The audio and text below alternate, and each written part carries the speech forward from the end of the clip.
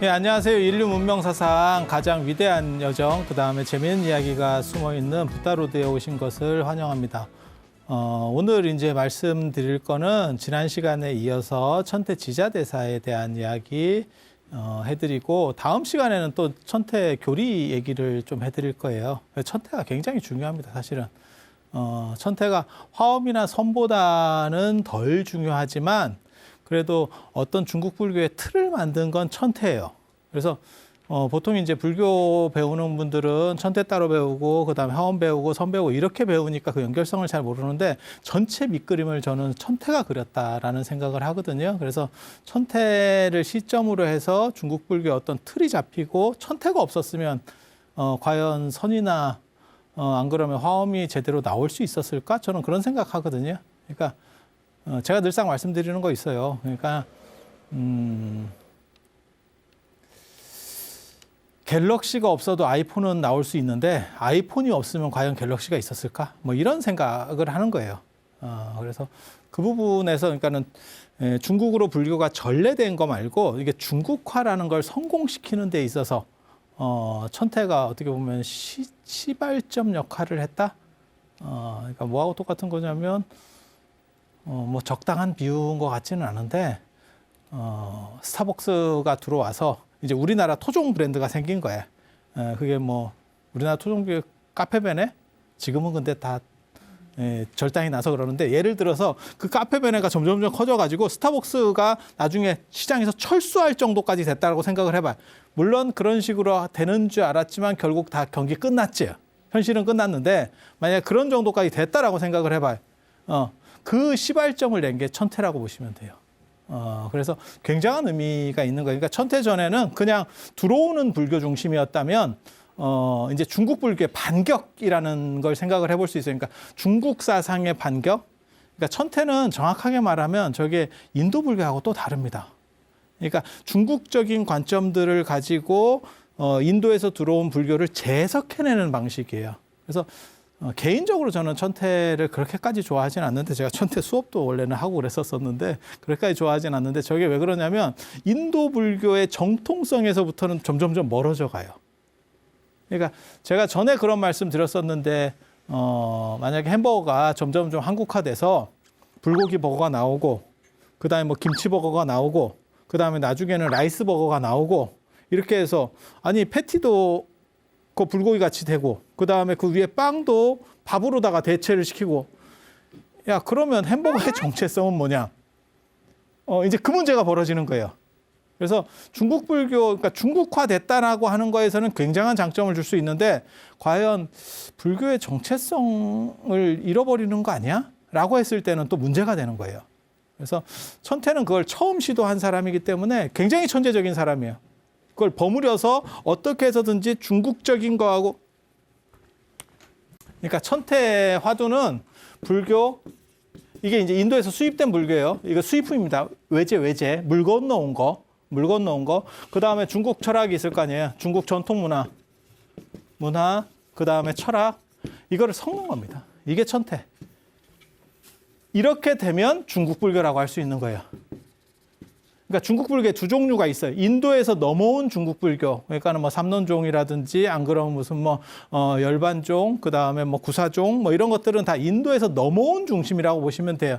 그러니까 기업으로 얘기하면 뭐 애플도 우리나라에 들어와 있고, 그 다음에 무슨 뭐 아마존도 들어와 있고, 이런 식으로 들어와 있는 거고, 그 다음에 이제 중국식으로 약간 변형되는 것도 있는 거죠. 우리식으로 말하면 다이소 같은 거? 다이소는 이제 한국 다이소잖아요. 이름은 다이소인데 실제로는 한국적인 거잖아요. 그죠? 걔네 기술을 가지고 온 거지. 걔네 그 아이디어나 이런 것들을 가지고 온 거죠. 그래서 그렇게 되는 것도 있고, 아예 걔네를 넘어설 수 있는 우리께 만들어질 수도 있는 거죠. 그런 정도 생각하시면 돼요. 그래서 중국은 지금 이 중국 불교라는 게 두 종류가 있는 거예요. 하나는 인도에서 수입된 중국 불교. 이건 수입품. 그러니까 수입된 걸 그냥 파는 거죠. 정확하게 말하면. 그 다음에 중국이 자체 생산. 그리고 이 중간 단계들이 있어요. 이 중간 단계들이. 그래서 이게 가장 빠른 거고, 그 다음에 이거, 그 다음에 이렇게 진행이 되는 거죠. 그래서 중국적인 시장들이 점점 발생을 하고, 우리도 마찬가지고 사실은 중국도 마찬가지예요. 중국도 마찬가지예요. 처음에는 기술이 좋으니까 외국계 들어오면 그걸 선호했다가 점점 상황들이 기술이 발전하면 자기네 걸 쓰죠. 그러니까 일본 같은 경우는 아예 자기네 게 좋으니까 뭐 전자제품이나 이런 게 다른 나라 게 못 들어가잖아요. 아예 저건 삼성도 일본에 못 들어갑니다. 삼성도 일본에는 못 들어갑니다. 우리 생각에는 핸드폰은 그래도 들어가는 거 아니에요? 아닙니다. 일본 사람들 삼성 핸드폰 안 씁니다. 안 씁니다. 중국도 그렇잖아. 우리가 삼성 갤럭시가 중국을 시장을 어느 정도 이렇게 주도하고 있다가 지금은 거의 철수 상태일걸요? 그러니까 중국계 어느 정도 올라오니까 딱 또 그런 생각하시면 돼요. 처음에는 인도적인 것들이 점점 있다가 그 다음에 이제 그 중간 과도기적인 것들이 좀 있고 결국은 자체 생산이 나오는데 이 자체 생산에 세 가지가 있는 거죠. 세 가지가 그게 천태, 화엄, 선입니다. 그리고 여기에다가 플러스 알파로다가 정토를 붙여서 이걸 사가대승이라고 하는 거예요. 사가대승. 이게 어떻게 보면 중국 불교의 꽃이죠.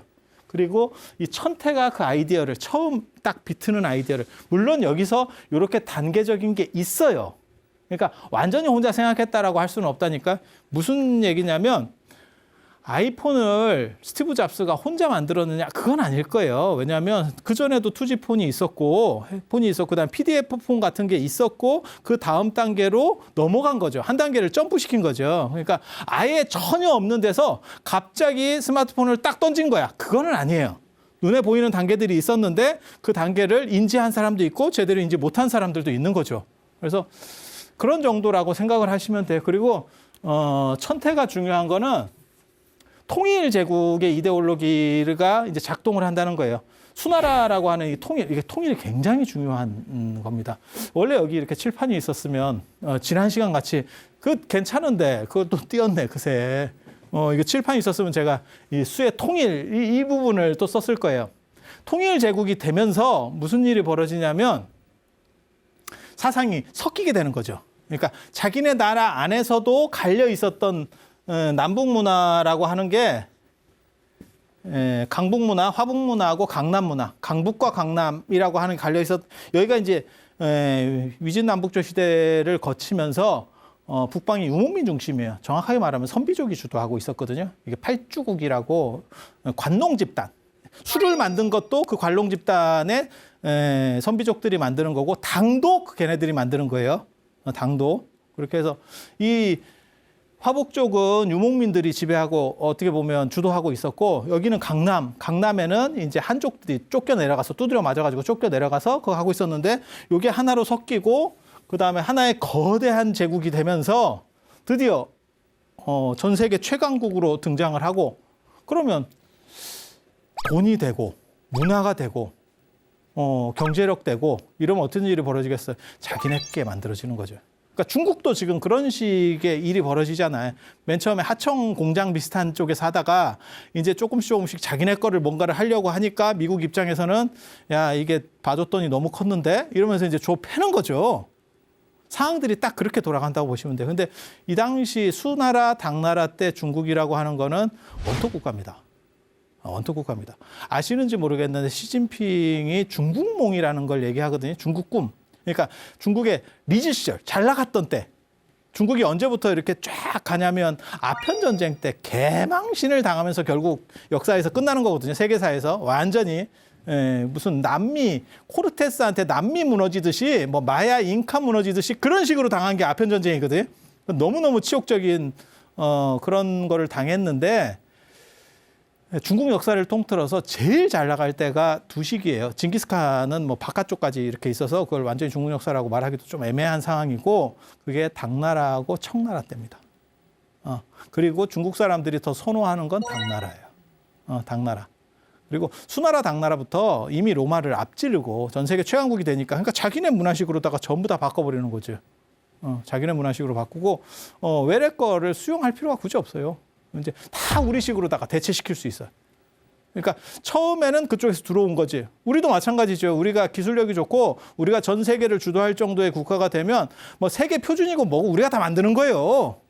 지금은 미국이라는 나라가 너무 압도적이니까 미국이 만들면 우리는 그냥 따라하는 정도가 될 수밖에 없는 거고, 우리가 진짜 강국이면 우리가 그냥 다 해버리는 거죠. 자, 지금부터는 이 기준은 이거로 쓰겠습니다.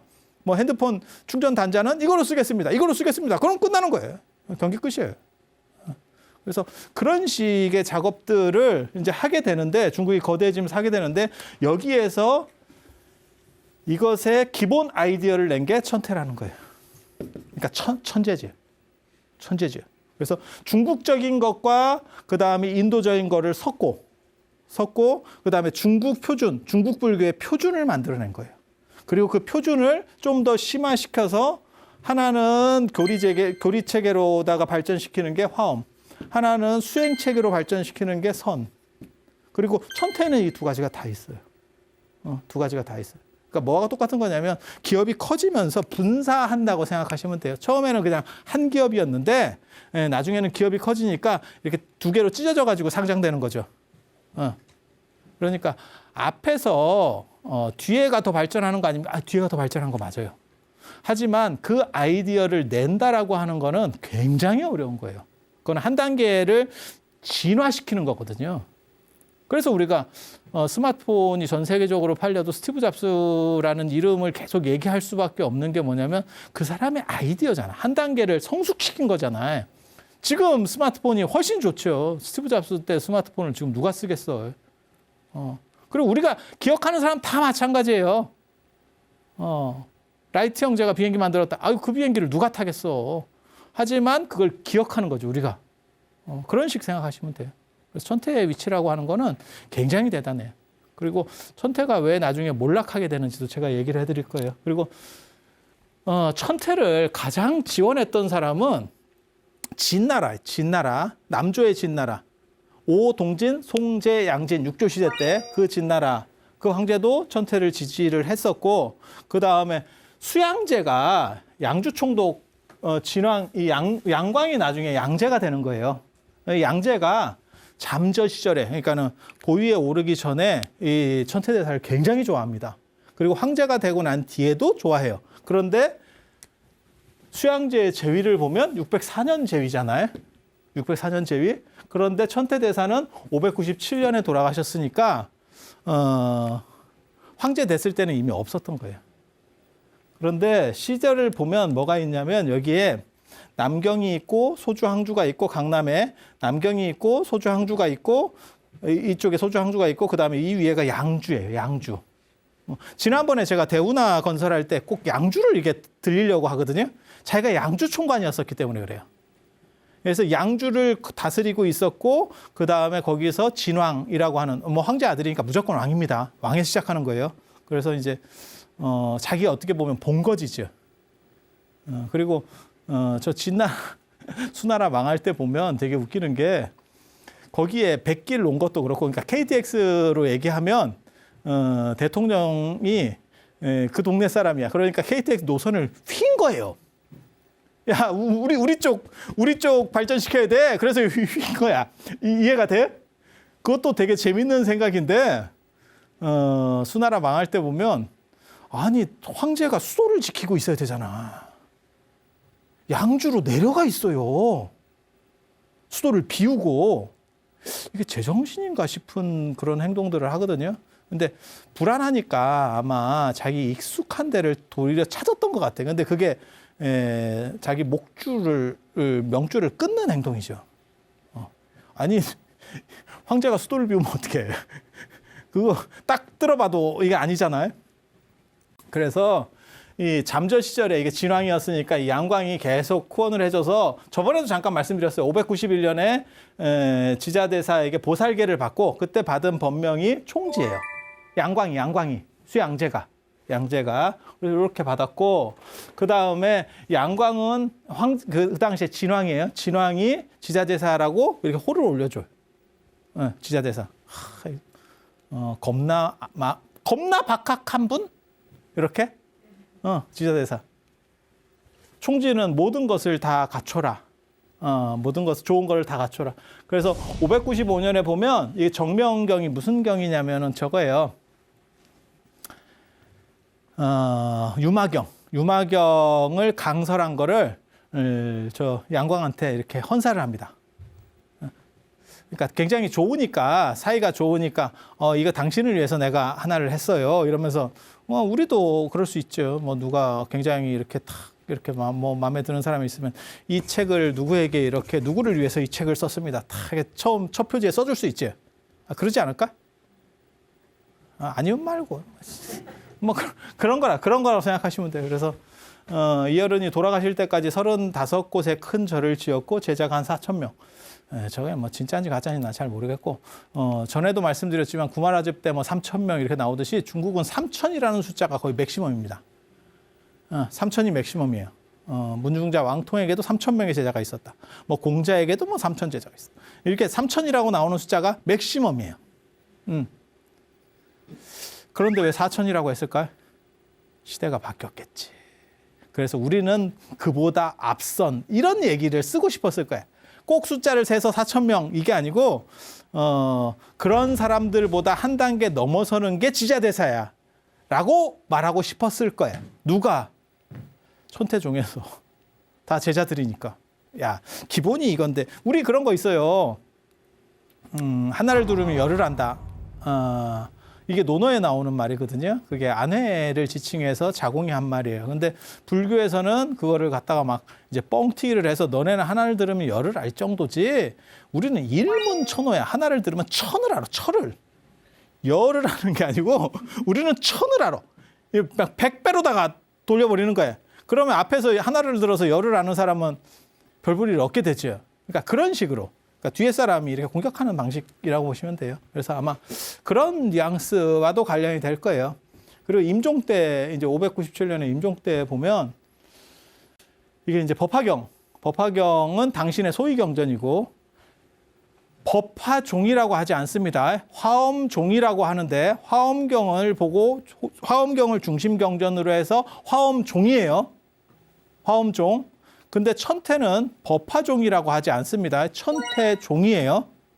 그 얘기는 뭐냐면 경전에 의하는 것보다 경전을 어떻게 해석하느냐가 중심이 되는 거예요. 천태 지자대사가 어떻게 해석하느냐에 방점을 찍는 거예요. 화엄종 같은 경우는 경전 쪽에 방점이 찍히는 거야. 이해가 됩니까? 그래서 약간 달라요. 선종은 아예 없지. 경전 자체를 하는 게 아니고 내 마음으로 곱게 들어가는 거니까. 직접 들어가는 거니까. 곧장 들어가는 거니까. 그래서 이건 논리적 층위가 좀 다른 거고 천태는 자기 부분이 훨씬 많아요. 그러니까 자기 말이 훨씬 많아. 경전보다도 경전이 이만큼 있으면 이 양반이 이렇게 만들어내요. 그래서 이 부분이 더 비중이 크기 때문에 이게 천태가 되는 거예요. 이 부분이 만약에 비중이 크면 그러면 법화종이라고 해야 되겠지. 경전 이름을 따야 되겠지. 그래서 경전 이름을 따는 경우도 있고 그 중심 텍스트를 따서 종파로 삼는 경우도 있고 그다음에 사람 이름을 따는 경우도 있고 그래서 사상 이름을 따는 경우도 있고 그게 좀씩 달라요. 그리고 그게 무게 비중에 따라서 그러니까 뭐 생각하시면 되냐면 주식회사라고 생각하시면 돼요. 누가 대주주냐에 따라서 점점 좀씩 바뀌어간다. 이렇게 생각하시면 돼요. 그래서 이 법화경의 특징이 이 법화경이 무슨 특징을 가지고 있냐면 법화경에서는 다른 경전하고 달리 석가모니 부처님이 보신 부처님이에요. 아미타 부처님 같이 보통 일반적으로 이제 경전에 나오는 석가모니 부처님은 화신 부처님. 화신이 뭐냐면 법신, 보신, 화신 이렇게 얘기하는데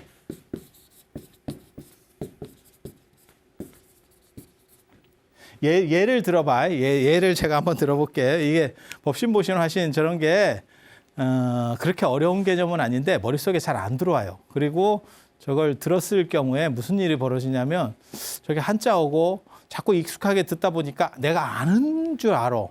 하지만 정확하지 않아요. 근데 그냥 여러분이 제 말대로 한번 생각을 해보세요. 이 세상에 내 상상 속에 있는 거야. 상상 속에 진짜 잘생긴 미남이 있어. 미남이 있다고 생각을 해봐. 그럼 미남이 있어. 상상이 돼요? 상상이 돼요? 그러니까 내가 좋아하는 이상형. 다 달라도 돼요. 다 달라도 돼. 완전 무결한 이상형. 모든 것을 내가 원하는 걸 다 갖춘 이상형. 그냥 때려잡아서 상상하는 거예요. 때려잡아서 그걸 법신이라고 생각하시면 돼요. 그렇게 그러니까 완전한 이상형. 이거는 뭐냐면 그런 식의 사람이 구체적으로 어떻게 생겼다라고 우리가 좀 더 구체화시키는 거예요. 그러니까 저 위에 법신이라고 하는 건 어떤 개념적 개념이라고 보면 개념상에서 완전함이라고 하는 게 그렇게 구체적이진 않거든요. 그러면 저런 추상성에서 좀 더 구체성으로 내려와 가지고 야 어떻게 생긴 걸까? 그랬을 경우에 사람마다 다 달라요. 그러니까 저는 그냥 이건 제 개인적인 생각이에요. 저는 사실 조인성 같은 얼굴이 잘생긴 얼굴이야. 우리는 또 그런 식으로 봐요. 사람마다 다 다르겠죠. 그리고 그거를 완전성을 더 높이려면 어떤 일이 벌어지냐면 여러 얼굴들은 좀 섞으면 돼요. 섞어. 그렇게 해서 섞어서 구체성에서 가장 완전한 거. 이거는 어떻게 보면 약간 추상적인 거예요. 이건 이상적인 거고. 그다음에 이건 구체성에서 완전함을 갖추고 있는 조금 한 단계 떨어지는. 그러니까 이거는 잘생겼다라고 하는 그런 개념의 추상성. 이거는 내가 생각해 볼 수 있는, 그러니까 어떤 이미지로 만들었을 때 나올 수 있는 최고의 잘생긴. 그러니까 또 다른 예를 들어볼까요? 예를 들어서 붓글씨에 신이 있어. 저건 최고의 붓글씨야. 최고의 붓글씨. 최고의 붓글씨. 야, 저런 사람이 존재할 수 있을까? 라고 생각하면 그 붓글씨의 신이면 법신이야. 붓글씨의 신, 법신. 예를 들어서. 그러면 이 보신은 누구냐면 보신은 붓글씨 쓰는 사람 중에서 유사이래로 제일 잘 쓰는 사람이 누굴까? 그러면 사람들이 뭐라고 생각하냐면 대부분 다 왕이지. 이렇게 얘기할 수 있어. 왕이지. 예. 왕이지는 현실적으로 존재했던 사람이지만 실제로 뭐 지금은 없는 거예요. 그리고 뭐 그런 정도라고 보시면 되죠. 그래서 왕이지 같이 이런 완전성을 현실적으로 구현해서 갖춘 사람. 완전성을 현실에서 구현한. 그럼 지금 있는 사람은 어때요? 지금 있는 사람은 왕이지 같은 사람은 아니지. 우리나라나 중국에서 제일 붓글씨 잘 쓰는 사람. 뭐 왕이지 능력치에 뭐 예를 들어서 10분의 1밖에 안 돼. 그러면 화신이에요. 저게. 능력치가 줄어서 화신이 아니고 이건 현실에 있는 사람. 이거는 전체를 통틀어서 있을까 말까 한 사람. 이거는 그냥 추상적 개념이에요. 그런 정도 생각하시면 돼. 조금 어려울 수 있는데 그러려네. 그러니까 이거는 이데아적인 완전성. 이거는 현상으로 드러날 수 있는 최고. 현상으로 드러나는 최고. 이거는 우리 주변에서 볼 수 있는 최고. 이해가 됩니까? 그러니까 이거는 상상할 수 있는 미남. 우리가 그냥 때려잡아서 1등. 인류가 생긴 일의 최고 1등. 그냥 상상만 되는 거야. 이건 상상만. 여기는 우리가 알고 있는 남자들 중에서 최고, 그러니까 역사 속에 존재하는 사람 중에서 최고. 여기는 우리 현실 속에서 지금 우리랑 같이 살고 있는 사람들 중에서 최고. 이렇게 보시면 돼. 그래서 일반적으로 석가모니 부처님은 여기 화신이라고 봐요. 그러면 보신 중에서 누가 있냐면 아미타불입니다. 대표적인 게. 아미타불, 약사열애불. 이런 게 보신이에요. 그래서 법화경의 가장 큰 특징이 석가모니 부처님을 보신으로 봐요. 그러니까 석가모니 부처님이 인도에서 저렇게 살았던 거는 사실은 드러난 연극 배우와 같은 행동을 한 거고 그 본질은 다르다는 거예요. 그러니까 예를 들어서 런닝맨의 이광수라고 하는 사람이 나오잖아요. 안 그러면 뭐 어떤 걸 생각하셔도 돼. 뭐 어떤 영화에서 누가 주연이야. 뭐 그런 걸 다 드라마 다 마찬가지. 그게 그 사람의 성격은 아닐 거 아니야. 다 설정된 성격이잖아. 그렇잖아요. 영화도 그런 성격이고 드라마도 그런 거고 사실은 버라이어티도 그런 거예요. 그래서 배치를 받는 거지. 자, 당신은 이런 성격, 이런 성격. 그게 맨 처음에 몇 회 안에 그 캐릭터를 못 잡으면 하차합니다. 그리고 그 캐릭터가 서로 겹치면 안 돼. 그래서 누구는 이렇게 좀 재밌는 캐릭터, 누구는 좀 약간 이상한 캐릭터, 뭐 이게 조금씩 이렇게 가야 돼. 그래서 자리를 잘 잡아서 한 팀이 만들어지면 그런 버라이어티 프로그램이 오래 가는 거죠. 이해가 되시죠? 그게 그 사람의 성격은 아니잖아. 법화경에서는 그렇게 얘기하는 거예요. 그래서 석가모니 부처님의 원래 성격이 있는 거고, 그거는 보신이었고, 지금 드러나는 모습들, 그러니까는 인도 역사 속에서 나타나는 석가모니 부처님이 어떻게 사셨어요 라고 하는 것들은 실제로는 그냥 연극 배우가 드러내는 것처럼 한 것뿐이래요. 그런 걸 기독교식 용어를 빌려서 쓰면 가현설이라 그래요. 본질은 움직이지 않고 가짜로 드러난 거지. 가짜로 드러난 거지. 내가 장동건인데 태극기 휘날리며에서는 이연기, 어디에서는 이연기, 뭐 안 그러면 영화 친구에서는 이연기, 이렇게 가짜로 드러내는 거야. 왜 가짜로 드러내느냐? 그 사람들을 상태를 만족시켜주기 위해서. 그래서 법화경에서 말하는 가짜로 드러냈다는 거예요. 이 가현설이 어디서 나오는 거냐면 저게 법화경도 저 가현설에 속하는 거고, 기독교에서는 저 가현설을 주장하면 저 이단으로 몰려요. 그러니까 예수는 본질은 하늘에 있는 거고 밖으로 그냥 드러날 때만 저렇게 드러난 거래. 그래서 두드려 맞고 십자가에 대롱대롱 매달려서 죽었어요. 그거는 가짜 모습이에요. 어떻게 신이 인간에 의해서 죽고 그렇게 할 수 있어요. 이런 식으로 나오는 게 가현설이에요. 뭐 그노시스파 뭐 이런 것들 보면 저런 얘기 나오는데 저 굉장히 재밌습니다. 그리고 저런 비슷한 설정이 사실 인간에게서도 나타날 수 있어요. 우리한테도. 그래서 깨달음이라는 것은 완전하기 때문에 우리는 본질적으로 다 깨달아 있고, 우리가 사실 나타내는 지금 이런 찌질이한 모습들은 사실은 그냥 드러난 모습일 수 있는 거야. 마치 영화 매트릭스나 꿈속이라고 생각하시면 돼요. 꿈에서 나타나는 것들은 내 본질이 아니고 사실은 드러내는 거예요. 이렇게 돼서 나는 원래부터 완전했었고, 그 다음에 내가 드러나는 것들은 사실은 그냥 재미삼아 하는 정도, 연극 배우가 연극하는 정도예요 라는 인식을 가지게 되면, 그러면 이 세상은 완전하지 않은 게 없어요. 이렇게 되는 거예요. 그러면 그게 화엄입니다. 그게 화엄 사상이에요. 나중에 그렇게 가는 거예요.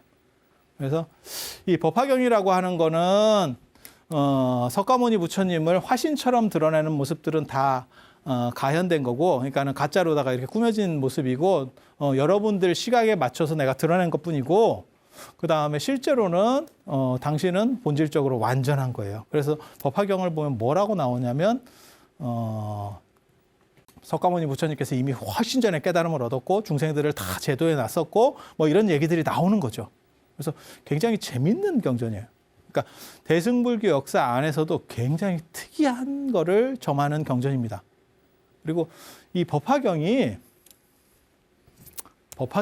나중에 이제 나올 건데, 이 금강명경, 이 중요한 경전이거든요. 법화경, 금강명경, 그 다음에 인왕반야경, 이 세 개를 합쳐서 호국삼부경이라 그래요. 호국삼부경. 저 경전들을 읽으면 나라가 진호국가, 쉽게 말해서 나라가 태평하고 그 다음에 외침이 없고 이렇게 평안하대. 그게 이제 호국삼부경이라고 하거든요. 그런 관점들과 결부가 돼서 사실은 저런 법화경도 유행하는 거예요. 그러니까 국가적인 부분하고 결부가 되면 경전이라든지 어떤 사상이라든지 안 그러면 어떤 종파가 빨리 발전합니다. 왜? 국가에서 밀어주거든. 국가 시책에서 봤을 때 이것은 타당하다고 봐버리는 거예요. 그래서 그런 부분들이 있어요. 그래서 법화경이 유행하는 것도 사실 그런 부분이 작동을 합니다. 그리고 무량수경, 관무량수경, 그 다음에 아미타경, 이렇게 정토삼부경이라고 그러잖아요. 극락에 태어나는. 법화경만 갖고는, 법화경으로는 자기의 본래 당체를 깨달음을 얻는 거고, 내 본질에 대한 깨달음을 얻는 거고, 이제 죽을 때 가는 거는 무량수경을 통해서 극락으로 가겠다는 거예요. 극락 세계로 이렇게 넘어가는 거예요.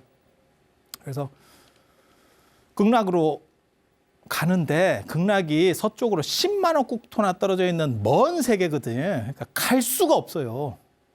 이게 여러분 배 타고 가는 거 아세요? 극락에? 그 반야용선이잖아. 나 반야용선 그거 보면 되게 웃기거든. 실제로 백중이라든지 이렇게 천도제 지낼 때 보면 이렇게 배가 있어요. 용머리 배가. 근데 반야용선이라고 하는 거는 반야가 지혜라는 뜻이잖아요. 지혜의 용머리 배라는 거는 용머리가 달려있는 배들은 최상급 배를 얘기하는 거예요. 그래서 지혜를 통한 최상급을 가지고 순식간에 넘어간다는 거지 그게 실제로 그런 배를 뜻하는 건 아니에요. 그건 상징적 이미지인데 그걸 그냥 어떤 사람들이 점점 구체화시켜서 진짜 배같이 만들어 놓은 거예요. 배같이 만들어 놓은. 그래서 극락까지 갈 수가 없어. 그러니까 이 극락 구조에서는 저번에도 잠깐 말씀드렸지만 극락은 사후세계가 아닙니다. 사후세계 아닙니다.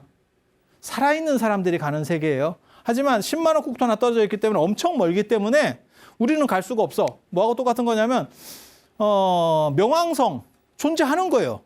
우리가 갈 수 있어요? 못 가요. 너무 떨어져서. 그러니까 두 종류로 가는 생각을 하는 거예요. 하나는 일반 찌리한 사람들이 우리가 그냥 갈 때는 여기서 죽어서 윤회론을 믿으면 여기서 죽어서 저쪽에 태어나면 된대. 그게 극락왕생이거든요. 정확하게 말하면 구품년지에 태어나는 겁니다. 그게 극락왕생이에요. 그런데 그렇게 가는 거는 될지 안 될지도 잘 모르겠고 저쪽에서 이렇게 티켓이 와서 초청장이 와서 좀 나를 데리고 가면 어떨까? 그게 접인 내용입니다. 그래서 아미타 부처님이 직접 오셔가지고 그냥 쫙 데려가 버리는 거예요. 그러면 아미타 부처님의 실력에 의해서 쉽게 말해 신통에 의해서 그걸 한 방에 가는 거지. 뭔 뜻인지 아시겠어요? 그러니까 우주로 얘기하면 우주에 뭐 100만억 광년 떨어진 데가 있어. 우리는 죽었다 깨나도 거기가 굉장히 좋은 데 같은데 못 가. 근데 거기에는 너무너무 과학이 발전해서 거기서 여기까지 1초면 온대. 그 사람이 나를 데리고 가거나 안 그러면 내가 자력으로 가려면 죽어서 거기서 태어나면 된다는 거예요. 그 두 가지 방법을 쓰는 거예요. 그래서 당신이 평생 했었던 법화경과 무량수경을 들으면서 아미타 부처님이 영접해 주기를 바라는 거예요. 아미타 부처님이 그렇게 해서 돌아가셨는데 그게 이제 좌탈입적이거든요. 앉아서 참선하면서 돌아가셔요. 최초의 등신불입니다. 저게 천태산에 가면 지자탑원이라고 지금도 있어요. 흰 옥돌 같은 거를 이렇게 탑을 저도 2번 제가 거기 가봤거든요. 처음에 갔을 때는 그 지자탑원만 황기화였었어요. 황색기화를 이렇게 쫙 얹어가지고 그래서 중국 절에서 최고로 중요한 데는 황색기화를 얹거든요. 근데 두 번째 가보니까 황기화를 걷어냈더라고요. 그래서 얘네들이 개념이 별로 없구나. 내가 이런 생각을 했었는데 처음에 제가 거기 갔을 때 뭔가 있지. 그 감동이 있어. 그 탑 밑에 있다는 거예요. 눈에 보이진 않아. 근데 등신불이 된 최초입니다. 등신불도 종류가 있어요. 등신불이 많이 나오는 데가 티베트 쪽하고 그다음에 일본이에요. 일본 등신불이 진짜 좀 어떻게 보면 재밌습니다. 일본 등신불 같은 경우는 등신불이 어디서 나오면 별 볼 일이 없냐면 등신불이 어떻게 나오는 거냐면 원래는 수행을 오래 해가지고 내 내면을 정화시킬 수 있으면 내 몸 안에서 이게 미생물이 안 사는 거예요. 사람이 어떻게 부패되는 거냐면 내 내장기관에 미생물들이 살거든요. 제일 빨리 부패되는 데가 위하고 내장이에요. 위하고 내장. 이런 데서 미생물들이 내가 죽고 난 뒤에 내가 이걸 작동을 못 시키는 통제를 못 시키는 상황에서 점점 부패하니까 썩어 들어가는 거죠. 뭐 이해가 되잖아. 이해가 되잖아. 그런데 수행을 오래 하고 제대로 한 사람은 안에가 정화가 돼가지고 이게 작동을 안 하는 겁니다. 그래서 냅두면 그대로다 그냥 말라버려요. 약간 미이라 같이 되는 거죠.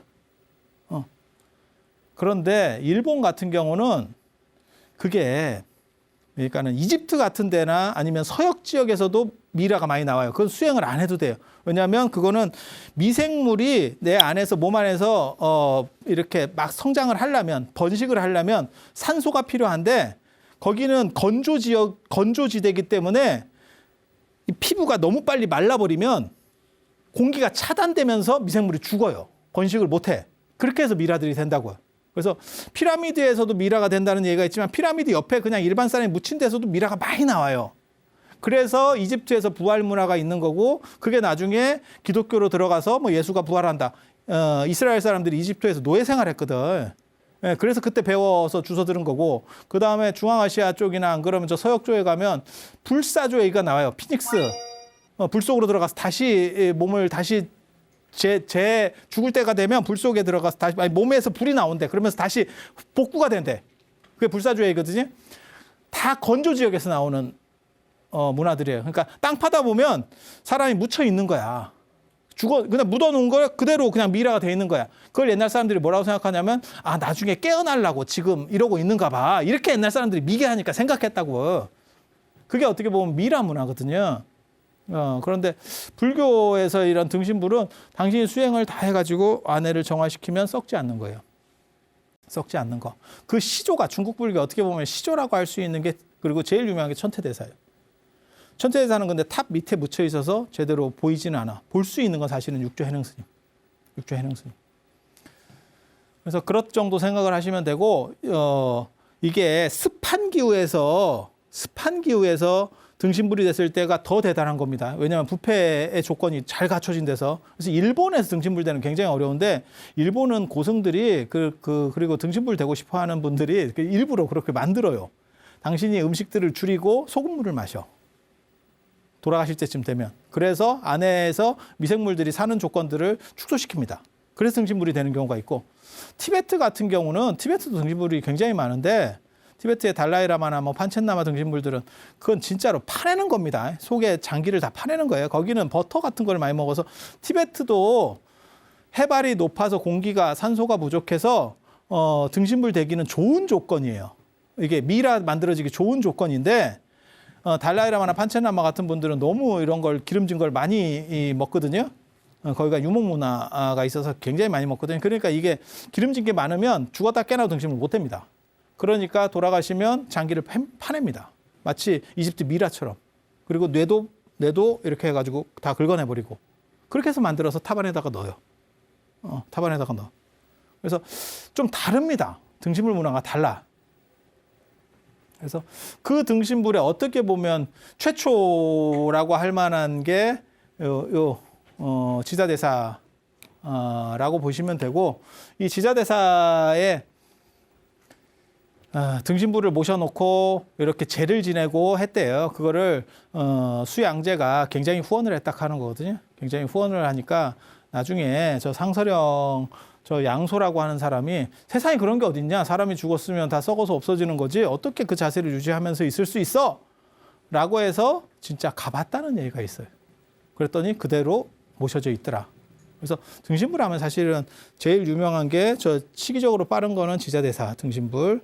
그건 근데 탑 안에 있고, 그 다음에 눈으로 볼 수 있는 등신불은 육조 해능스님. 광동성 남한선사에 가면 해능스님 등신불은 뭐 지금도 그대로 있어요. 그 옆에 이제 명나라 4대 고승 중에 하나인 감탄덕청 스님 등신불도 그대로 모셔져 있고, 뭐 이렇게. 그래서 그 또 기가 막힌 얘기가 있는데, 해능스님 목 이렇게 잘렸다 이런 얘기 들어보셨어요? 돌아가시고 나서 육조 정상탑 쌍계사에 있어요. 신라 스님이 너무너무 해능 스님을 존경을 해가지고 이게 몸을 전체를 모셔올 수는 없고 돌아가셔서 이 목만 이렇게 탁 잘라가지고 모셔왔다. 그걸 쌍계사에 모셨다 그래서 육조 정상이라는 게 이게 머리를 나타내는 거예요. 그 탑이 있다. 그리고 옛날 기록에 보면 그 탑으로 손을 이렇게 넣어보면 머리카락이 뭐만 잡힌다. 뭐 이런 얘기들이 있어. 이런 얘기들이 있어. 그래서 제가 그 해능 스님 또 거기 가가지고 진짜 이게 잘린 흔적이 있는지 머리가 다 있습니다. 그러니까 머리가 온 거는 아니겠지. 그러니까 자르려고 시도했다가 실패했다. 중국에는 그렇게 돼 있고 기록에 그렇게 돼 있고 누가 들어왔는데 실패했다라고 돼 있고 우리나라 저 쌍계사에는 가지고 왔다라고 돼 있는 거예요. 그래서 여기 흔적이라도 있나? 이렇게 해서 내가 자세히 봤다니까. 그거를 막 뚫어지게. 또 거기가 조전이라고 조사전인데 그게 이제 스님들은 들어가서 이렇게 친견을 잘 할 수 있어요. 그래서 여러분들도 거기 친견하고 싶으면 사실은 밀면 돼. 밀면 들어갈 수 있다니까. 이렇게 해서 제가 그걸 자세히 봤는데 이게 기가 막힌다고. 뭐가 기가 막혀요? 시간이 다 됐어요. 시간이 다 됐어. 그래서 최초의 등신불은 일단 지자대사라는 거, 그리고 한국 사람이 어떻게 보면 제일 유명한 등신불은 이제 김교학 스님이라고 알려져 있는, 사실은 뭐 김교학이라고 하는 이름은 워낙 뒤에 나오는 얘기이기 때문에 원래는 김지장입니다. 그래서 이제 김지장, 구화산의 김지장 스님. 근데 구화산에도 가도 김지장 스님은 탑 밑에 있는 거라서 못 뺍니다. 등신을 친견할 수 없어요. 가면 이제 무화 스님 뭐 이런 식의 스님들만 볼 수 있고 없어요. 등신불 제대로 못 봅니다. 교학 스님 건 못 봐. 예. 김지장 스님 원래는. 그래서 나중에 이제 이 김지장 스님 얘기도 제가 좀 해드릴 거예요. 나중에. 왜냐면 이분은 당나라 중기 이육분이기 때문에 나중에 얘기를 해드릴 거예요. 그래서 등신불 하면 요 세 분이 제일 유명하고 실제로 친견할 수 있는 거는 지금도 볼 수 있는 거는 해능 스님이라더라. 이 정도. 그리고 이 목 얘기 이거 내가 너무너무 하고 싶은데 미치겠는데 시간이 없어서 어쩔 수가 없네. 그래서 다음 시간에 제가 이 지자대사 마지막 이야기 지금 그 부분들을 조금 더 해드리고 그다음에 천체사상 얘기 해드릴 수 있도록 그렇게 하겠습니다. 자, 들어주셔서 감사합니다.